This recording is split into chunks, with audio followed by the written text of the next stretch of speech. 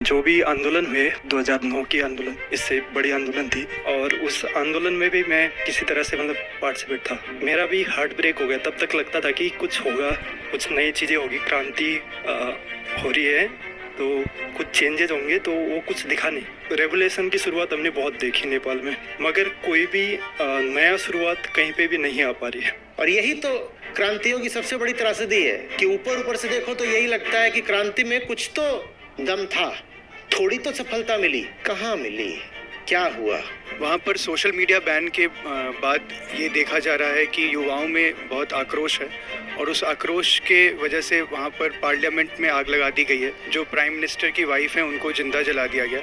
जो युवा हैं उनमें से कम 19 युवाओं की मृत्यु हो गई है। उन्होंने जो वहाँ पर बलिदान दिया है, खून बहाया है, मैं सम्मान कर रहा हूँ उसका, पर चूंकि उन्होंने खून बहाया है इसीलिए दुख भी है मुझे कि खून बहा है, तो फिर अब तुम्हारी कुर्बानी सार्थक भी तो होनी चाहिए। आचार्य जी नमस्कार। मैं नेपाल से हूँ और करीब मैं 7-8 साल से यहाँ पे काम कर रहा हूँ। मैं जो भी आंदोलन हुए, फॉर एग्जांपल 2009 की आंदोलन, इससे बड़ी आंदोलन थी, उससे पहले मैं क्लास 10th में पढ़ रहा था उस टाइम, और मैंने जो भी वहाँ पे गृह युद्ध हुआ वो भी बहुत ही सामने से देखा हुआ है। और उस आंदोलन में भी मैं किसी तरह से पार्टिसिपेट था 2009 आसपास। और उसके बाद उस टाइम जो भी मोस्ट वहाँ की लीडिंग पार्टी थी आफ्टर प्रोटेस्ट, वो लोग सत्ता में आए। Somehow I was also supporting them. फिर मेरा भी हार्ट ब्रेक हो गया। तब तक लगता था कि कुछ होगा, कुछ नई चीज़ें होगी, क्रांति हो रही है, तो कुछ चेंजेस होंगे, तो वो कुछ दिखा नहीं। तो वहाँ से मेरा हार्ट ब्रेक हो गया कि ये चीज़ कुछ नहीं हो सकता है।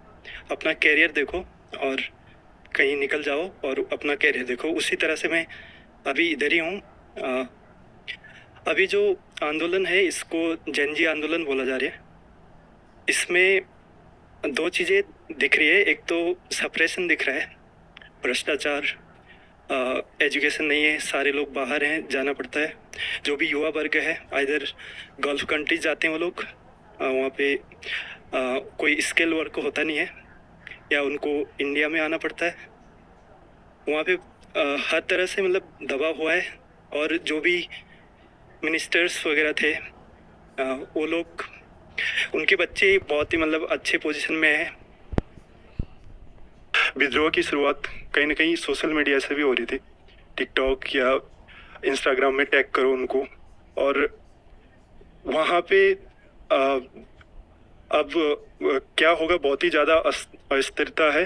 कोई भी प्रेडिक्शन नहीं कर सकते हैं आगे क्या होगा।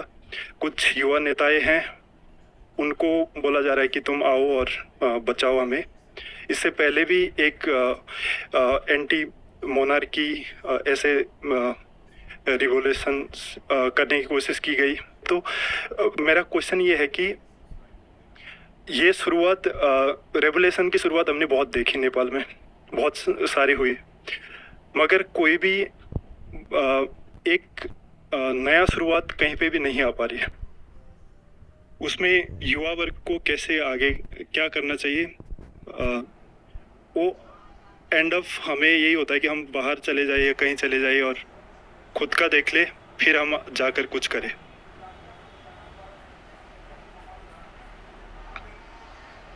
देखिए, ये तो वही है, हार्ट ब्रेक ही है। आप एक जवान आदमी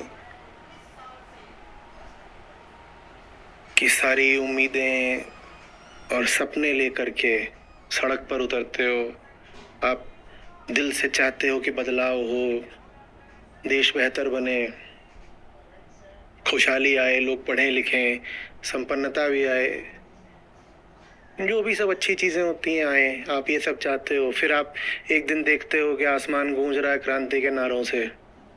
आपको लगता है वो दिन आ गया। आपको लगता है कि अब कुछ सचमुच बदलेगा, कुछ नया होगा।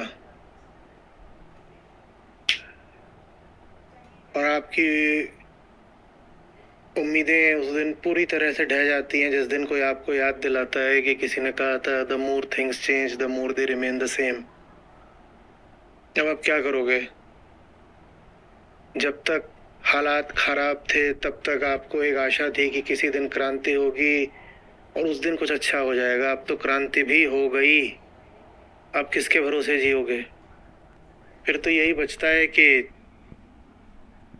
चलो कहीं और चलो, या अगर यहाँ भी रहना है तो निस्तेज नाउम्मीद होकर के रहो, और कोई बहुत योद्धा बन भी रहा हो, क्रांतिवीर बन रहा हो, तो उसको यही बोलो कि बेटा इन सबसे कुछ होना नहीं है, चुपचाप अपनी जिंदगी और अपने करियर पे ध्यान दो। हमने भी बहुत क्रांतियां देखी हैं, कुछ होता नहीं है। ये नेपाल नहीं, हर देश की कहानी है। भारत में भी क्रांतियां हुई हैं, संपूर्ण क्रांति।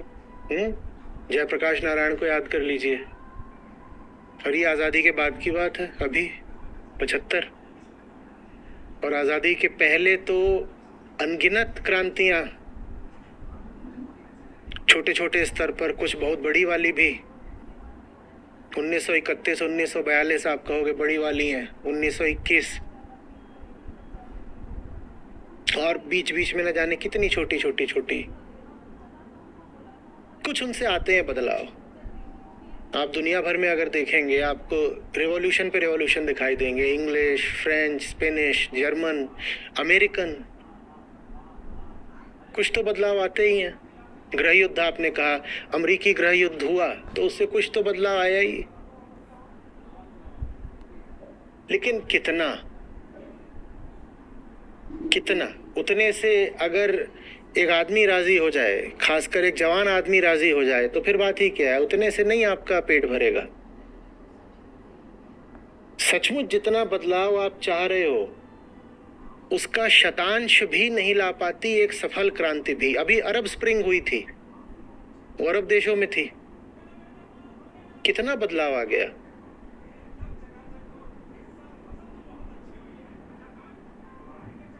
और राजनेता मुस्कुराते हैं, तानाशाह मुस्कुराते हैं, वो कहते हैं कर लो क्रांति, हम तुम्हारी मांगे कभी पूरी कभी आंशिक मान भी लेंगे। पूरी तरह असफल क्रांतियां कम होती हैं।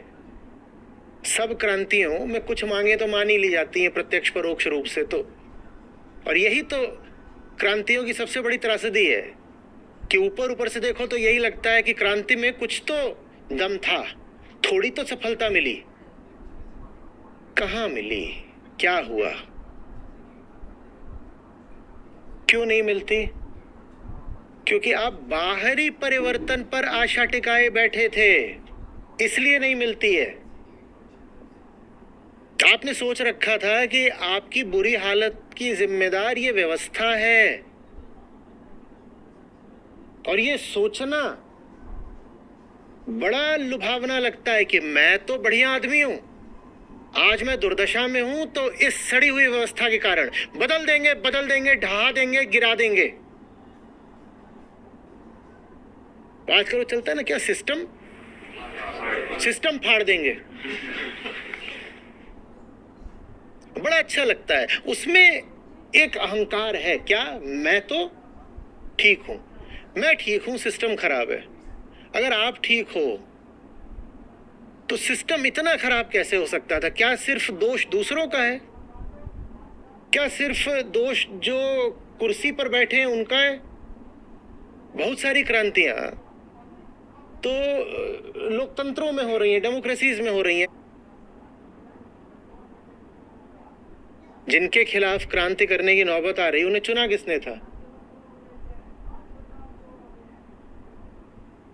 और अगर आप वही हो जिसने उन्हें चुना था, तो आपकी क्रांति की गुणवत्ता भी वही होगी जो आपके वोट की थी, कि नहीं? बाहरी बदलाव सदा आकर्षक लगता है, लेकिन उसके परिणाम या तो शून्य होंगे या आंशिक।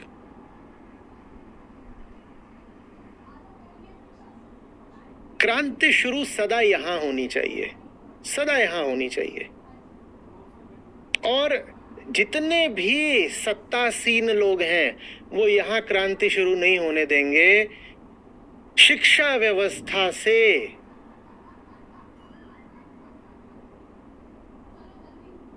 अध्यात्म को हटाए रखकर, क्योंकि पहली मूलभूत और मौलिक क्रांति तो यही होती है, खुद को जानना, अपने भीतरी बंधनों को पहचानना। जो आपको गुलाम बना के रखना चाहता है वो एक काम निश्चित करेगा, वो आपको कभी आपके बारे में जानने नहीं देगा। न तो औपचारिक शिक्षा में, स्कूल कॉलेज में, और न ही जो परिवार और समाज से आपको अनौपचारिक शिक्षा मिलती है उसमें। वहां सब बातों के लिए जगह होगी, एजुकेशन ऑफ द सेल्फ, आत्मज्ञान के लिए कोई जगह नहीं होगी, क्योंकि वो पहली क्रांति होती है, और वो क्रांति हो गई तो बाकी क्रांतियां अपने आप हो जाती हैं और सफल हो जाती हैं। नहीं तो फिर क्रांतियां बहुत छोटे मुद्दों पर हो जाती हैं, बहुत छोटे मुद्दे, वो छोटे मुद्दे फिर सुलट जाते हैं। उससे क्या होता है? बांग्लादेश अभी फिर असहज हो रहा है, वहां भी युवाओं ने खूब जान दी, खूब खून बहा सड़कों पर। उनको लगा कि हमने तत्कालीन प्रधानमंत्री को हटा दिया, शेख हसीना भाग गई, हम हो गया। अब समय बीत गया है, साल से ऊपर हो गया है, वहां भी अब यही प्रश्न चिन्ह खड़ा हो गया है, मिला क्या? मिला क्या?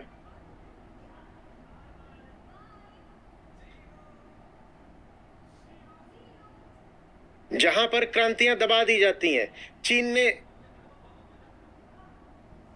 जिनजियांग में दबा दी, हांगकांग में दबा दी, तियाननमेन स्क्वायर आप जानते ही हो, वहां हमें लगता है अगर हो गई होती क्रांति तो कुछ हो जाता। जहां क्रांति हो गई वहां फिर हम पूछते हैं कि हो भी गई तो क्या हो गया?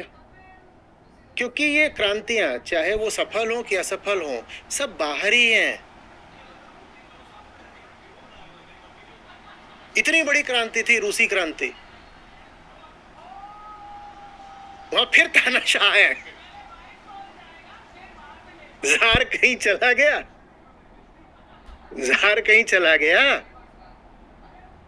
वो 97% वोट लेकर वापस आया है।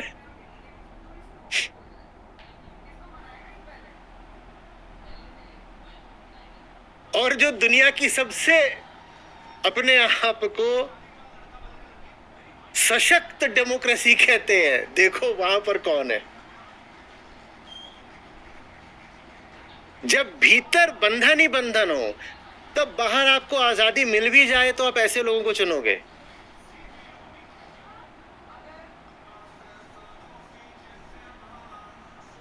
और आप बोलते रहिए भले ही कि अरे नहीं नहीं नहीं, ये तो गलत आदमी को चुन लिया अमेरिका ने, देखो भारत के साथ भी बुरा कर रहा है। अप्रूवल रेटिंग्स पता है ना कितनी है? हाँ, खुश हैं लोग, ये बड़ा सही बंदा है, एकदम सही वोट दिया है। जब आप भीतरी तौर पर सुलझे हुए नहीं होते, गुलाम ही होते हो, तो बाहरी आजादी तो बल्कि भारी पड़ जाती है। और न जाने कितने उदाहरण हैं जहां दुनिया में, जहां क्रांतियों के बाद स्थितियां और खराब हो गई। जो क्रांतियों के महानायक थे वो और जबरदस्त अत्याचारी तानाशाह निकले।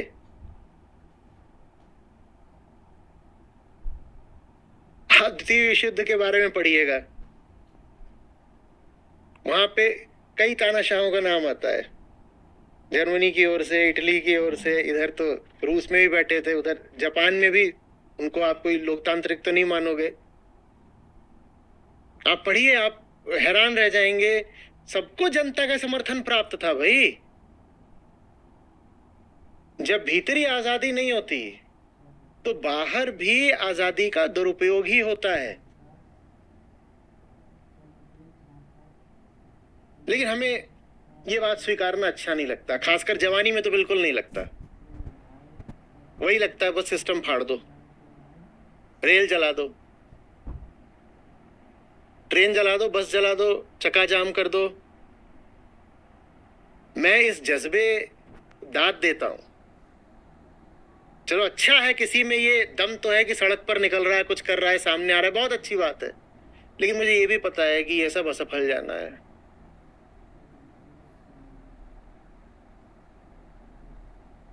हमारे यूपी बिहार में तो 50% से ज्यादा छात्र होंगे जिन्होंने कभी ना कभी किसी न किसी तरीके के जन आंदोलन में भाग लिया होगा। उसका यही मतलब होता है, हाईवे जाम कर दो, ट्रेन के सामने बैठ जाओ, कहीं किसी सरकारी दफ्तर में घुस जाओ, जेल की घेराबंदी कर दो, यही सब। धरना प्रदर्शन, झंडियां लेकर के दुकानों के शटर गिरा दो, बहुतों ने किया होगा। क्या क्या मिल गया? हंसते हैं, ये सब हंसते हैं, बहुत हंसते हैं। जो ये सब हमारे हैं नेता, पॉलिटिशियन, बहुत हंसते हैं, कहते हैं चलो अच्छा है, कोई नया युवा नेता उभरा है, कुछ भीड़ इसने इकट्ठा कर ली है, बहुत जज्बा है, नारे लगवा रहा है, अच्छा है अच्छा है, करने दो। कहते अगर ये सफल हो गया, अगर ये असफल हो गया तो धूल हो जाएगा, और अगर ये सफल हो गया तो हमारे जैसा हो जाएगा। करने दो। इसकी सबसे बड़ी हार ये होगी कि ये सफल हो जाए, क्योंकि अगर ये सफल हो गया तो बिल्कुल हमारे ही जैसा हो जाएगा। करने दो। सबसे बड़ी क्रांति होता है एक जगा हुआ आदमी। क्रांति की इकाई व्यक्ति है। समझ रहे हैं आप? ये समाज क्या चीज होता है? समाज तो एक सिद्धांत है। समाज तो सिद्धांत है। चैतन्य इकाई तो व्यक्ति है ना, तो क्रांति भी व्यक्ति के स्तर पर ही संभव है। व्यक्ति सब सोए हुए हैं, बुझे हुए हैं, और भीड़ कह रही है क्रांति क्रांति, तो मजाक है बस, और क्या है।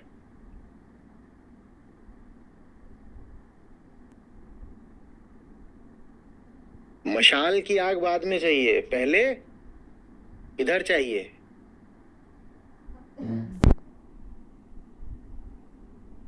वास्तविक क्रांति होती है स्कूलों में, कॉलेजों में। कॉलेज बंद करा के नहीं, नारे लगवा के नहीं, कॉलेज खुलवा के, क्लासरूम चलवा के, वो है क्रांति। जब एक योग्य शिक्षक बैठा होता है ना अपने छात्रों के सामने, वहां हो रही है क्रांति। फिर चाहे वो समाजशास्त्र पढ़ा रहा हो और चाहे विज्ञान पढ़ा रहा हो, वहां हो रही है क्रांति। इसीलिए तानाशाहों को यूनिवर्सिटीज पसंद नहीं आती।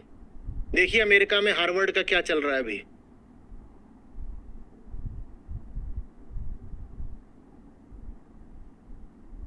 क्योंकि वास्तविक क्रांति तो शिक्षा ही है, दुनिया भर की शिक्षा ही नहीं, बाहरी शिक्षा भी, भीतरी शिक्षा भी, वो है क्रांति।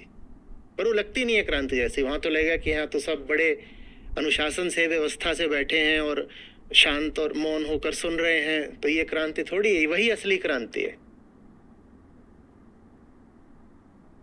आत्मा का मौन उद्घोष लाखों की भीड़ के नारों से ज्यादा प्रबल होता है। लोग कहते हैं ना भारत में ज्यादा क्रांतियां क्यों नहीं हुई? क्योंकि भारत उन जगहों में से है, बहुत दुख की बात है, बड़े अफसोस से कहना पड़ता है, जहां पिछली शताब्दियों में मन को सबसे ज्यादा जकड़ कर रखा गया। और क्रांति की शुरुआत तो असली यहां से ही होनी है ना। जब मन को इतना बांध दोगे रूढ़ में, मान्यता में, तो कौन सी क्रांति?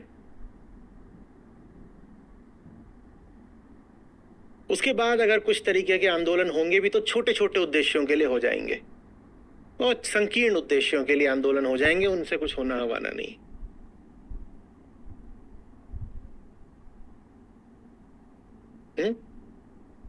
कोई वर्ग आंदोलन कर देगा आरक्षण होना चाहिए, दूसरा वर्ग आंदोलन कर देगा आरक्षण नहीं होना चाहिए। एक राज्य में आंदोलन होगा कि फलानी नदी का पानी रोक कर रखो, दूसरे राज्य में आंदोलन होगा कि हमें पानी चाहिए। टैक्स बढ़ा देगी सरकार तो उसके खिलाफ कुछ लोग सड़कों पर उतर आएंगे। इस किस्म के आंदोलन हो जाएंगे, इनसे कोई आमूलचूल परिवर्तन नहीं आ जाना।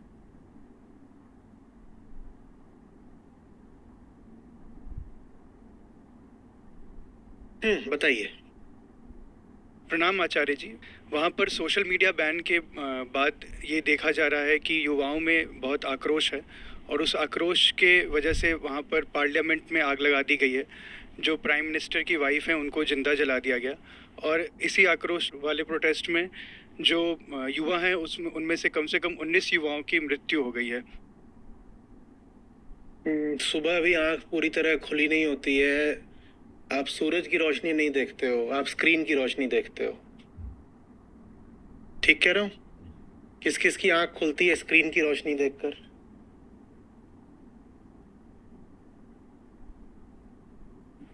पक्षियों का कलरव पड़ता है सुबह सुबह कान में, चिड़ियां चहचहाती हैं सुबह उठते हो तो, या क्या आवाज आती है पहली? बीप बीप बीप नोटिफिकेशन, ये आता है ना। ये है नेपाल भर की बात नहीं है, ये चीज तो हर जगह की है, भारत की है, पूरी दुनिया की है।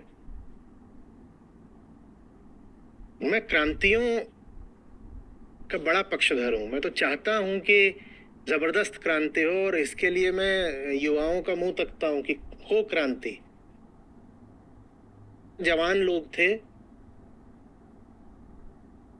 गोलियां चली हैं, वाटर कैनन रहा है और कितनी तरीकों के काम पुलिस ने करे होंगे। आमतौर पर जनतंत्र में होता नहीं है कि पुलिस नागरिकों पर ही गोली चलाए। ये सब हुआ है। काठमांडू जला है धू धू करके। मैं बहुत अच्छे से जानता हूं कि जो लोग सड़कों पर उतर रहे हैं और जान दे रहे हैं, उन्होंने ऊर्जा भी दिखाई है, साहस भी दिखाया है। लेकिन मैं चाहता हूं कि तुम्हारा साहस और तुम्हारी जिंदगी व्यर्थ न जाए। खून अगर बहे तो फिर रंग भी लाए। बहुत अच्छी बात है, बहुत ताकत की, जोश की बात है कि जवान आदमी एक सड़कों पर खून बहाने को राजी है। बहुत अच्छी बात है। लेकिन अफसोस मुझे तब होता है जब मैं ये सारी चीज व्यर्थ जाते देखता हूं। बिल्कुल सही बात है, सरकार में भ्रष्टाचार है और युवा सोशल मीडिया का उपयोग उस भ्रष्टाचार को उजागर करने के लिए भी कर रहे थे। और बिल्कुल हो सकता है कि सरकार ने जो पाबंदियां लगाई थी उनमें एक सरकार का उद्देश्य ये भी हो कि सोशल मीडिया पर जो एंटी करप्शन बातें हो रही थी उन पर बंदिश लगाई जा सके। बिल्कुल हो सकता है ये सब कुछ, मैं ये सब बातें जानता हूं, रोज पढ़ रहा हूं, कई दिनों से ये सब चल रहा है। लेकिन फिर भी मैं समझना चाहता हूं भीतरी आजादी कहां है? जिन राजनेताओं के खिलाफ इतना गुस्सा फूटा, उनको वोट किसने दिया था? भीतरी आजादी अगर हो तो क्या हम ऐसे राजनेता चुनेंगे पहले? बोलो। हमारी आजादी की तो ये हालत है कि इंसान भी नहीं चाहिए हमें बंधक बनाने के लिए, एल्गोरिदम काफी होता है। हमें बेड़ियां अब एल्गोरिदम पहनाता है, इंसान की जरूरत भी नहीं रही। और एआई के आने के साथ एल्गोरिदम और ज्यादा पैने होते जा रहे हैं। जितना आप अपने आप को नहीं जानते, उससे ज्यादा एल्गोरिदम आपको जानता है। वो तत्वज्ञानी हो चुका है। आपको आत्मज्ञान हो ना हो, उसको आपके जेहन का, आपके मन का पूरा ज्ञान है। वो ये तक जानता है कि आप अगर दिन में लॉगिन करो तो आपकी फीड में क्या आना चाहिए, और अगर आप रात में 2 बजे देखो तब क्या दिखाना है। आप देख लीजिएगा, जो सामग्री वो आपको रात में दिखाता है वो दिन में नहीं दिखाएगा। जो सामग्री वो आपको किसी खास दिन पर दिखाता है वो दूसरे दिनों पर नहीं दिखाएगा।